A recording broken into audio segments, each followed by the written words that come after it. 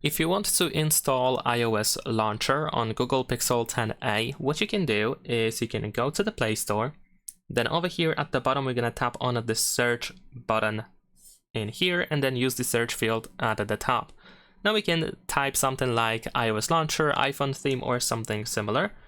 And you should be able to find a bunch of different iOS launchers that resemble the one that we have on Apple devices. So in my case, I'm gonna choose this one. However, feel free to try any other launcher that you can find in the Play Store if you don't like this one or if it doesn't work for you for some reason. So we're gonna install the launcher in here and let's open it. And once you open the launcher, we should be able to, well, we don't have to agree to the to grant the permission to location, but we can grant the access to contacts and to the media in here. Now, the next thing that we need to do is we need to tap on Make Default Launcher. Of course, you might see an ad in the meantime, but we should be able to close it.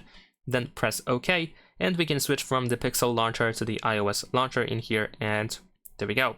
Now we have our iOS Launcher on our Google Pixel 10a. We also have the app library, as you can see in here, and so on. So, that is pretty much it. Leave a like and subscribe.